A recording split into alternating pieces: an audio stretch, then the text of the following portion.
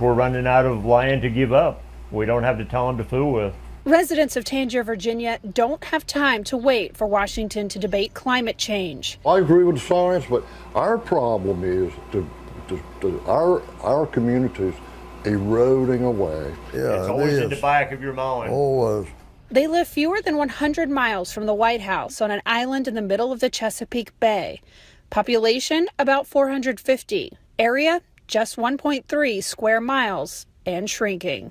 During severe weather such as Superstorm Sandy in 2012, the island is buried under feet of water.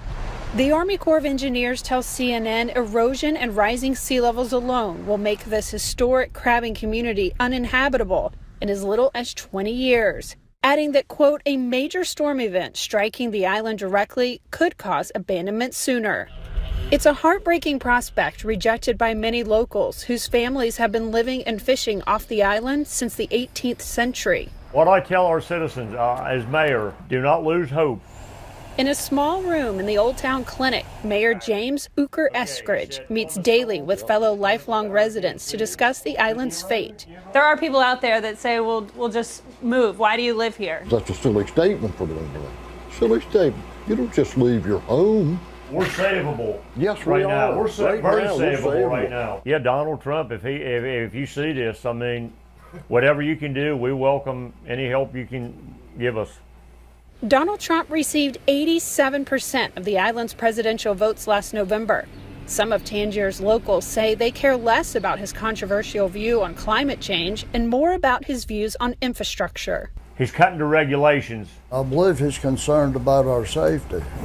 The Army Corps of Engineers will begin building a jetty to protect the harbor here next year, but the rest of the island will need a far larger and more expensive barrier to survive. He's going to cut down on the time it takes to study something. We've been studied to death. We just need something done. Mapping data shows how rapidly the shoreline has waned in the past, and without significant intervention, the small American town will continue to disappear into the bay at the rate of 16 feet a year in some places.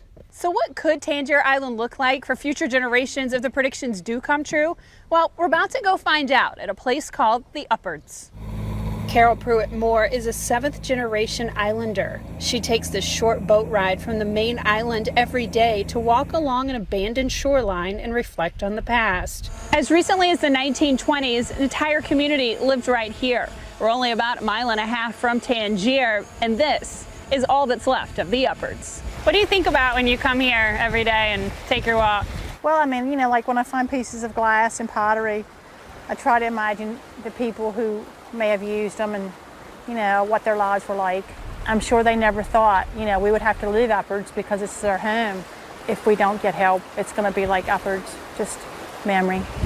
Her name was Polly Parks. She died in 1913. Wasn't many years after this that the entire community was under. So one of your fears has got to be somebody like you one day walking around Tangier, picking up pieces of glass, wondering about your life. My life. Sea level rise isn't just affecting Tangier and its 450 locals.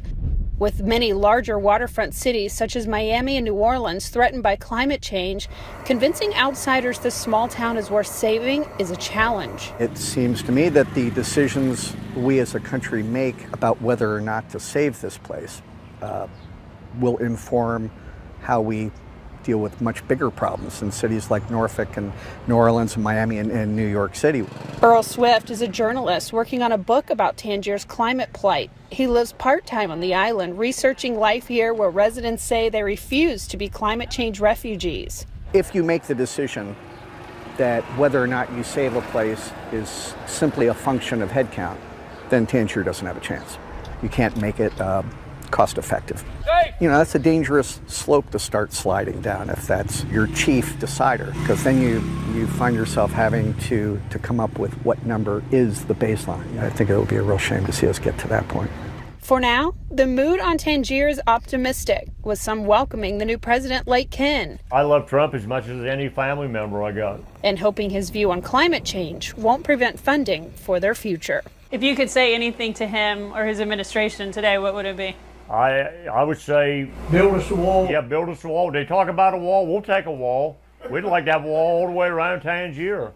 We'd love a wall. Jennifer Gray, CNN, Tangier Island, Virginia.